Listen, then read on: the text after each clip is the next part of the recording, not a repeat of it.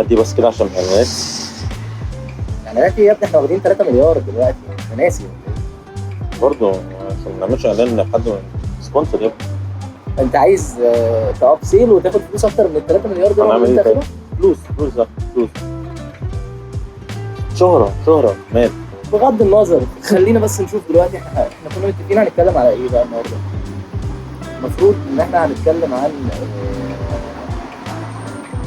ازاي تحقق اهدافك في 2023 وشويه هنتكلم برضو كده شويه مع بعض أو عن يعني بصورة أبسط عشان نكون احنا الدنيا أبسط. احنا كنا متكلمين أو طالعين نقول كل واحد فينا ايه الطموح اللي هو عايز يوصل له في 2023 أو ازاي تخطط ليها من وجهة نظرك يعني. فقول لي كده يا عشري، انت بتخطط ليه 2023 يعني؟ شايفها ازاي؟ او أنا؟ انت عايز ايه في 2023؟ لا انا مالك انت؟ ما فيش حد غير انا وانت يا ابني. ما الحوار مش حوار ان احنا مفيش حد غيرنا. بصوا يا جماعه بصراحه يعني هو انا راجل بخطط والكلام ده كله، بس بصراحه بتحصل كل حاجه عكس ما انا مخطط. يعني مثلا السنه اللي فاتت انا كنت مخطط ان انا شركتي هتكمل عادي. انا كان عندي شركه في مصر، كنت مخطط ان هي هتكمل عادي وانا في الجيش. فانا طلعت من الجيش قفلت الشركه، جات لي فرصه سفر جيت الامارات. انا ما كنتش مخطط ان انا اجي الامارات. فبصراحه يعني ايه، انا بسيب خطط ربنا تمشي. يعني من الاخر انا عايزك انت قول لي يعني خد الخبره من اهل الخبره، انت راجل لينكس برضه قد الدنيا. فقول لي، اعتقد انت كمان خطتك رايحه. والله بص يعني ممكن اتكلم انا ممكن اريد بس معلش قبل ما تتكلم يعني، سمح اريد لو سمحت يا جماعه، علشان انا اتفضل يا حبيبي. انا متعود اسجل فويس تمام. اتفضل. بص احنا يعني لو هكلمك على خطتي ممكن نتكلم عليها يعني بسكيل صغير. خلينا هنتكلم جد مرتين يعني او دقيقتين.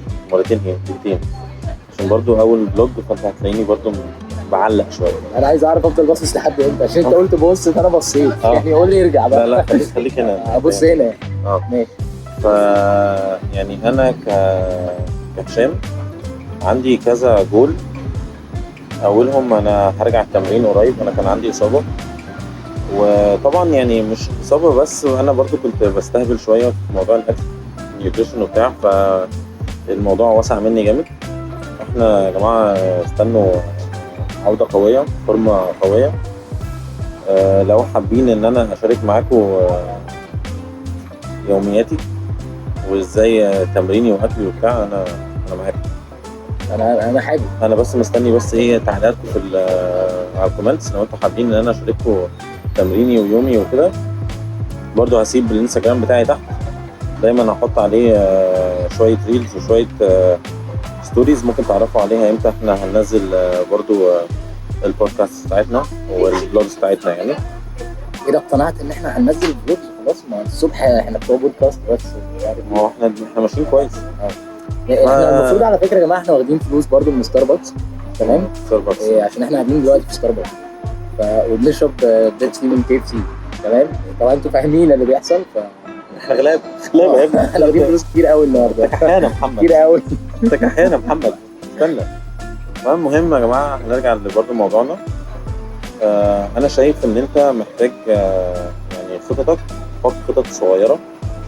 يعني ما تحطش حاجه جد يعني خطه كبيره انت بالنسبه لك انت مش مقتنع بيها. انت محتاج تحط حاجه صغيره بيت باي بيت عشان تعرف توصل. انت طول ما انت حاطط خطه صعبه بالنسبه لك او بعيده انت هتحس ان هي مستحيله. بس كل ما تحط يعني انا عن تجربه او مش هقعد اعمل لك لايف كوتش يعني، بس انا الفكره كلها ان انت كل ما بتحط اهداف صغيره بالنسبه لك ان انت ممكن توصل لها بيبقى الموضوع اسهل بالنسبه لك منتلي، ومخك ممكن تصدق ان انت تعمل ده عن لو حطيت خطه بعيده المدى او خطه مستحيله. او اللي انا عايز مثلا زي ما اقول لك انا هعمل 6 باكس مثلا في شهرين، مستحيل يعني. انا مخي هيقول لي مستحيل، فانا بالتالي مش هعرف انفذ ده. فانا بحب احط بيبي ستابس كده يعني خطط صغيره. انا زي ما قلت لك انا هبدا انظم اكلي وهبدا اتمرن، هبدا هحاول نعمل البيزنس بتاعنا، بنحاول نعمل البلوج بتاعنا، بنعمل حاجات صغيره نبني عليها عشان تشوف انت مثلا على نص السنه لما تيجي تقيم نفسك، او على اخر السنه تشوف انت انا كنت فين وبقيت فين. يعني انا دايما بحس ان هو انا على اخر كل سنه باجي اقعد كده مع نفسي واقيم نفسي ان هو انا عملت ايه السنه دي، يعني انا ايه اللي طلعت بيه من السنه دي. ف يعني انا بالنسبه لي لما اجي احط جولز، انا بحط جولز بالطريقه دي. و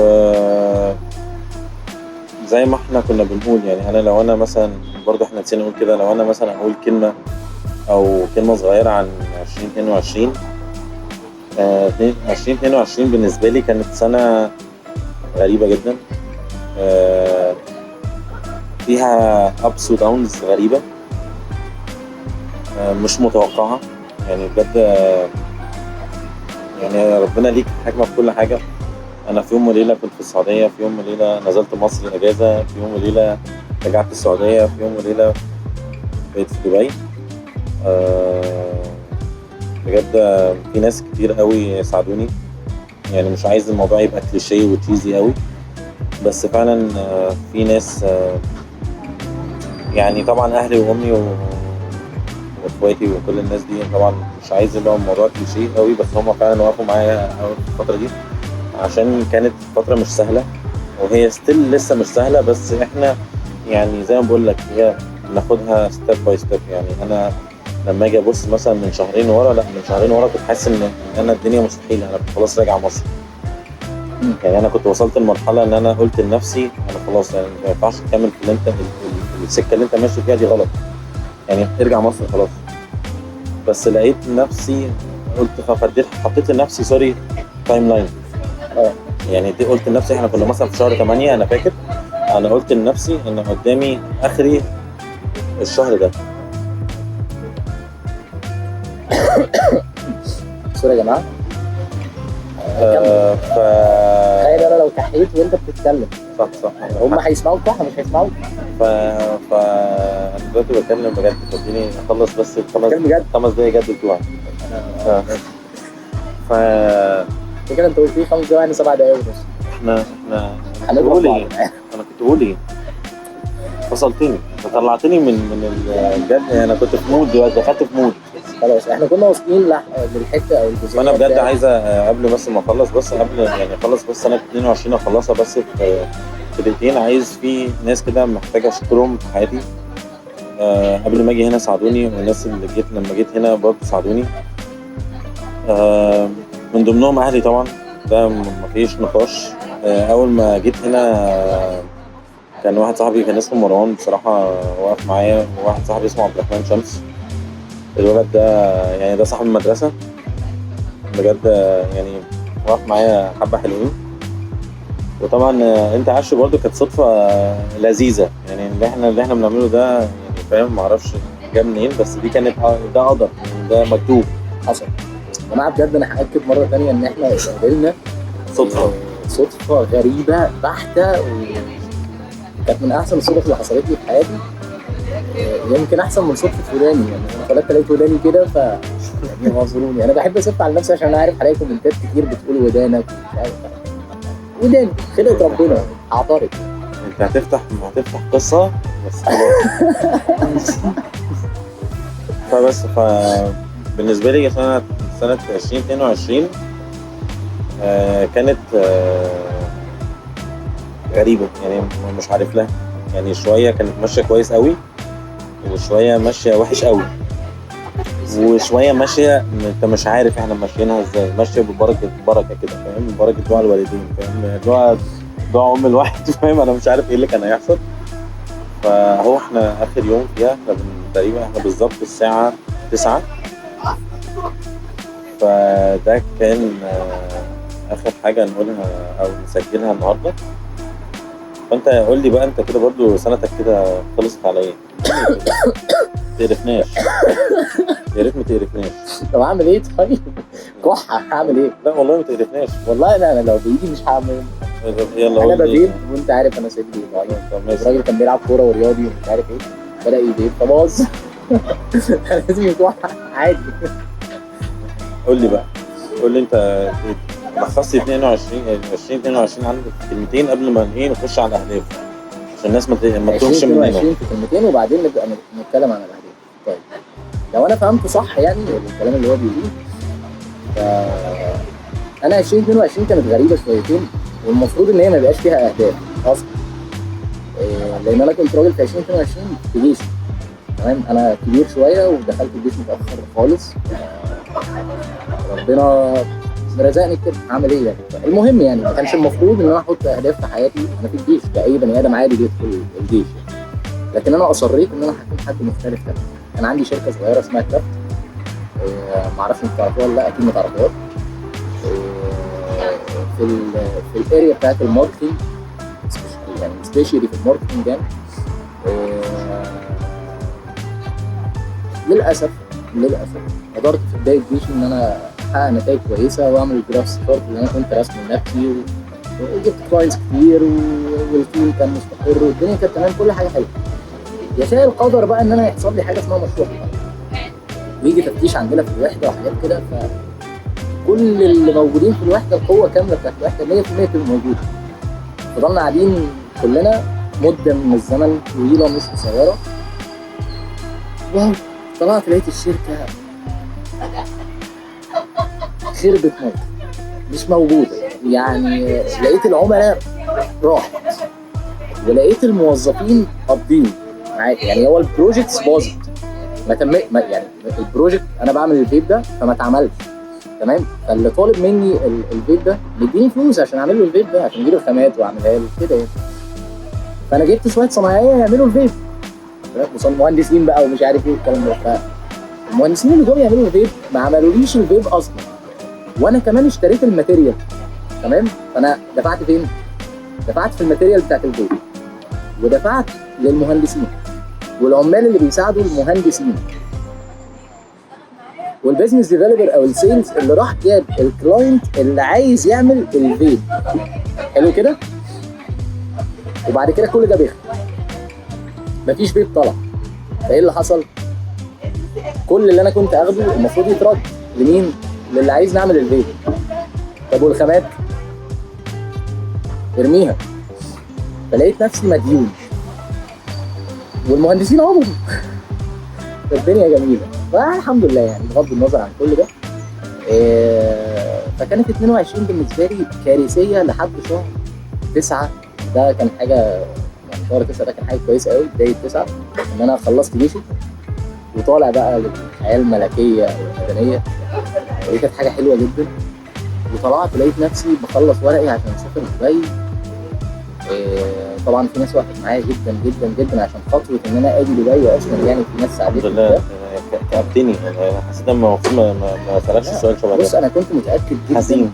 بص بصراحه يا جماعه يعني، من غير بقى ضحك وهزار والكلام ده، بجد في عنايه الهيه كل واحد فينا. ربنا بيرسم للواحد تراك ممكن هو فعلا ما يبقاش مخطط. انا عمري ما خططت لحظه ان انا اجي دبي الا وانا عندي شركه واجي افتح فرع هنا. بس ما كنتش جاي هنا علشان اشتغل عند حد. انا النهارده جاي موظف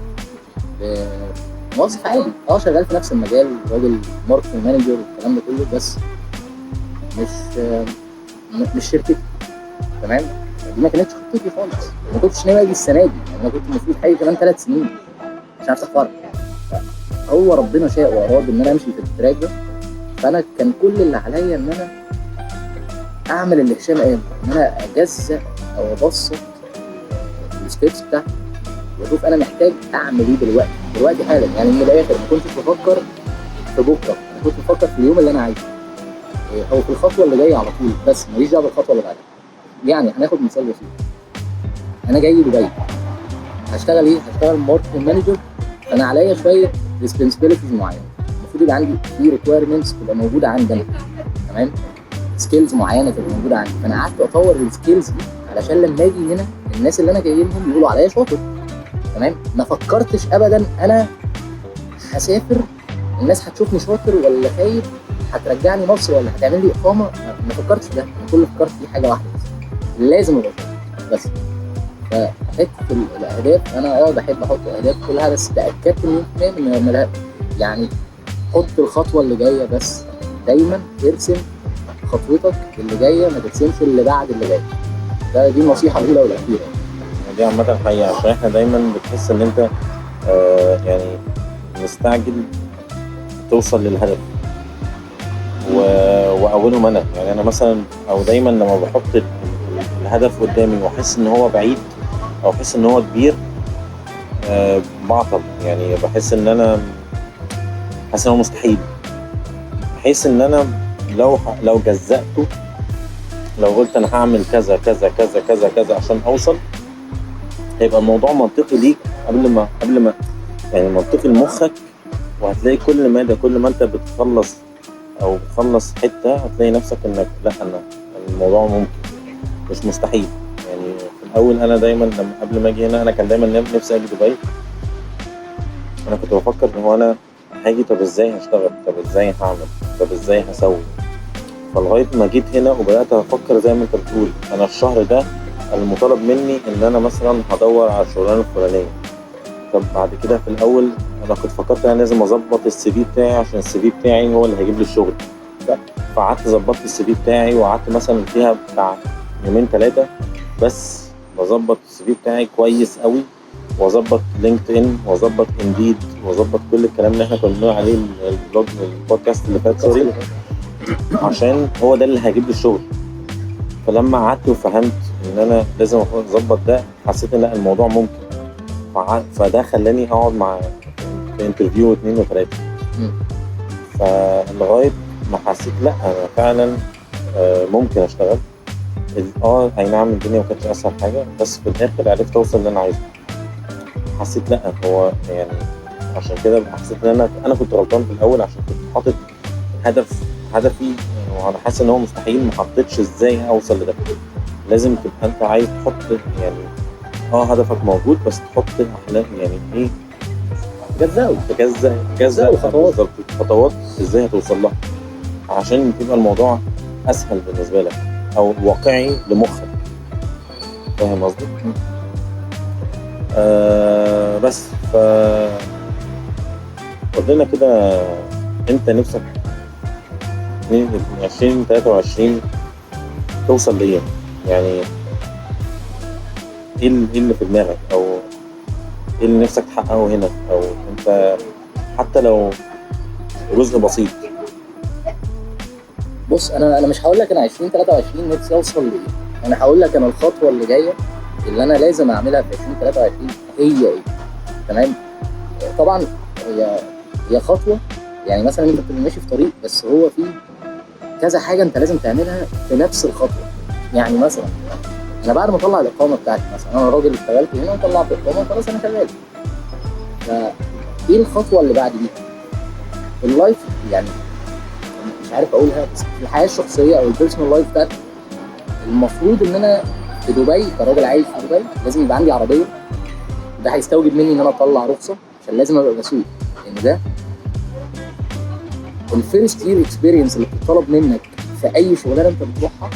بتطلب بشويه ريكويرمنتس لطيفه. تبقى اولا عايش في الامارات بقالك سنه، في دبي عايش بقالك سنه، دي اول حاجه بتطلب منك. انا لازم اعيش سنه في دبي، دي اول حاجه.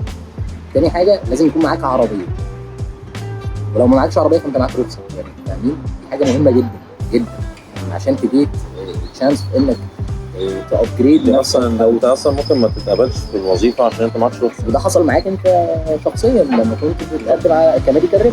بالظبط. هي ما اتقالت، يعني ده اتقالت لي يعني كده في وشي، يعني دي ريد فلاج. قال لي يعني الراجل قال لي انت كل حاجه تمام، بس انا بالنسبه لي حاجه مهمه ان انت معكش رخصتك، فانت هتسوق البرودكت بتاعي ازاي؟ يعني قال لي انت كويس وتمام، بس الرخصه اهم حاجه. يعني قال لي انا دلوقتي هتوصل للناس ازاي؟ فانت برضو الناس برضو اللي جايه هنا لازم يبقى عامل حسابه، او مش فكره عامل حسابه، يبقى فاهم برضو ان هو يعني ممكن يكمبرومايز في الشغل شويه، تلاقي مثلا حاجه كاستمر كير، حاجه تعمل اي حاجه لغايه ما تطلع رخصتك عشان تبدا تحسن، تبدا تشوف فرصه تانية وهكذا. بالظبط. فدي اول حاجه انا لازم اعملها في 2023. لازم بعد الاقامه اطلع رخصه، اجيب عربيه علشان اخد استثمارات ثانيه افضل. طيب تاني حاجه هاجي العب على الورك سكيلز بتاعتي. يعني انا راجل عندي كارير، يعني انا في كارير معين، الكارير ده ليه سكيلز معينه، تمام، المفروض ان انا اكون بستحوذ عليها، انا بعرف اعملها، فلازم ابدا اشتغل على الحته ديت ان انا اوبتمايزها شويه، اعملها اوبتمايزيشن. لا بلاش نتكلم ماشي. انا فكرت وانا بقولها ان انا مش عايز اتكلم انجلش، فاهم؟ بغض النظر لازم احسنها شويه، تمام، علشان خاطر مش شويه، لازم احسنها قوي. يعني بمعنى ده انت راجل وانت رايح تقدم على شغلانه معينه، بيتم توقع، بيحصل برسبكشن معين عليك ان انت هتديني ريزلتس او نتائج معينه، تمام. فانت من اول يوم تبقى تحت الميكروسكوب لمده شهر 2 3 مثلا، ايا كان الشركه اللي انت فيها هتدي لك فرصه قد ايه. فانت ده في اول وظيفه، ال3 شهور دول انت اثبتت ان انت كويس، فالناس كملوا معاك. طيب انت عايز تنهانس الدخل بتاعك، عايز تعليه، عايز تغير وضعك الاجتماعي، ايه شويه حاجات كده، تمام. هتغيرها ازاي؟ لازم تاخد فلوس اكتر، الشركه اللي معاك شايفاك من وانت مش موجود، تمام. فممكن تدي لك الفرصه وتعلي معاك الدنيا دي لان انت عملت ابجريد. طب لو انت الشركه دي ما ادتلكش الفرصه، في اوبورتونيتي موجوده في حته ثانيه، هتلاقي فاكنسي ثانيه محتاجه سيادتك بفلوس غير. فانت اما هتروح مستنيين يشوفوا الريزلتس بتاعتك من اول يوم، مش بعد 3 شهور، لان هم يعرفوا ان انت عايش هنا بقالك سنه وشغال في الكارير ده بقالك سنه، فاهمين قصدي؟ فلو كان في اكسبكتيشن في المره الاولانيه 1%، المره دي بقى 80%، تمام. فلازم من اول يوم تثبت ان انت حد كويس جدا جدا جدا، مش مستني لسه تتعلم شويه، انت لازم في 2023 لازم ادين بالظبط. يعني انت طموحك في 2023 عشان نلخص الكلام ده ان انت انهانس البيرسونال لايف والبيرسونال سكيلز، شويه حاجات انت عايز تحسنها من نفسك من ناحيه الشغل ومن ناحيه برضو انت الحياه عامه. اكيد طبعا لازم. تمام صح. يعني برضو يا جماعه اللي ما يعرفش، يعني لما بتبقى في الغربه، او مش هقولها غربه بقى وكبر الدنيا، بس لما بتسافر يعني وكده، الحاجات البسيطه اللي احنا بنتكلم فيها دي بتفرق. يعني ممكن ما بنحسش بيها واحنا في مصر، عشان برضو انت بتبقى في الاول في الاخر قاعد في بيتك، بس لما بتطلع بره في هنا برضو مفيش مدام حنان اللي بتبقى قاعده على المكتب يا جماعه بجد، هنا انت مش شغال هتروح. بالظبط. يعني انت بيبقى في شويه مسؤوليات كده، او في حاجات جديده بتلاقي نفسك اتحطيت فيها، فبتبقى اللي هو بيتكلم فيه ده بيبقى لازم يتعمل له حساب. يعني لازم تعمل له حساب من ناحيه البادجت، من ناحيه خطه، يعني ما بيجيش بالساهل. احنا هنا كل حاجه يعني الكحه بتدفع عليها اصلا. تمام. كنا قاعدين النهارده مع اصدقائنا بيتكلموا معانا ان يعني شركه التامين الصحي اللي هم معاها، الشركه اللي مغطيه التامين بتاعهم، مستكتره ان هم بيتعالجوا ب 17,000 درهم، فقالوا لهم ان هم هيبقى عليهم نص التيكت. فاهمين حاجه؟ فانت بتخش تعالج ب 17,000 درهم مثلا من حاجه معينه، احنا مش عايزين انت بقى عليك النص. مش عايزين ننكد الناس، احنا طالعين نقول كلمتين حلوين. فانا بالنسبه لي 2023 انا شايفها، يعني انا عندي يعني شويه امل ان الدنيا تتحسن، او الدنيا ده مش قصدي الدنيا تتحسن كدنيا تتحسن، انا قصدي كأنا يعني محتاج اشتغل على نفسي على كذا حاجه. فانا حاطط بلان شخصيه كجول، يعني فتنس جول، ان انا محتاج ارجع برضو لنفس الفورمه اللي انا فيها. ممكن اقطعك؟ كله رايح فاهم؟ مالك هيبقى. فنشوفكم بقى في احتفاليه بسيطه كده، انا هوريك احتفاليتي من الشغل، وعشري بقى ايه يحتفل من السرير، ولا نشوف بقى هو هيعمل ايه. السرير طبعا. انا احتفلت براس السنه. مستحيل. انا اغرب واحد شفته في حياتي يا جماعه، والله العظيم ربنا يكون في عونك. المهم اخر الشهر يا شباب الدنيا ضيقه، مش عارف انت فاهم يعني الكلام ده. المهم انبسطنا بجد من التفاعل اللذيذ بتاع الفلوج اللي فات، او ما اعرفش هي اللي دي سبت معايا فلوج من البودكاست اللي فات يا جماعه، وبجد مستنيين تعليقاتكم عن البودكاست ده. وبس كده. فمستنيين ارائكم آرائكم، في وما الكومنتات. تنسوش تعملوا لايك سبسكرايب وشير، وهنسيب لكم لينك للانستجرام بتاعي انا وعشري تحت في الديسكربشن. تمام؟ يا ريت تعملوا كده. نقفل؟ لا نقفل ايه، اصبر بس. خلاص. انا عشري وانا هشام، وده البودكاست. سلام. باي.